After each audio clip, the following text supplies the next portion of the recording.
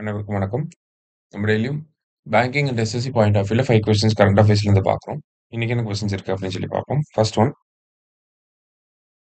Nobel peace prize has been awarded to Maria Corina Machado அப்படின்னு சொல்லி கொடுத்துருக்காங்க.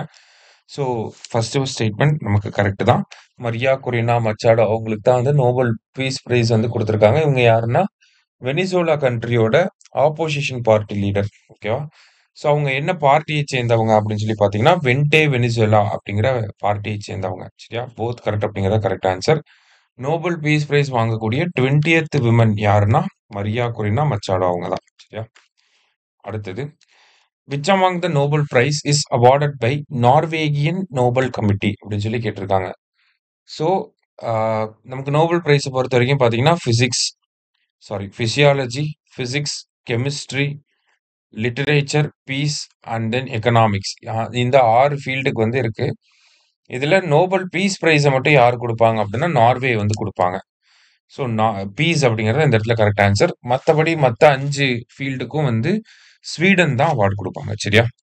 அடுத்தது, NPCI tech solutions limited has been established by which organisation அப்படின்னு சொல்லி கேட்டிருக்காங்க.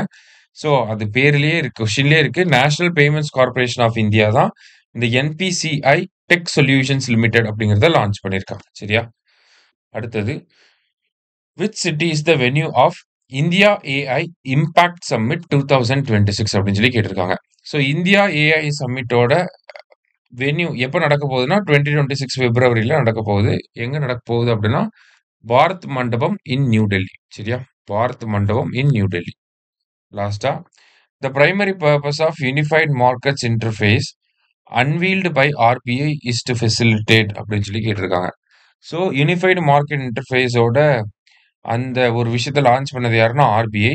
அதோட பேசிக் ஃபங்க்ஷன் என்ன அப்படின்னு சொல்லி பார்த்தீங்கன்னா டோக்கனைசேஷன் ஆஃப் ஃபினான்ஷியல் அசெட்ஸ் அப்படிங்கிறதா கரெக்ட் ஆன்சர். சரியா? இன்னைக்கு 5 கொஸ்டின்ஸ் பார்த்துருக்கோம். சுரேஷ் IAS அகாடமி வெற்றியின் முகவரி.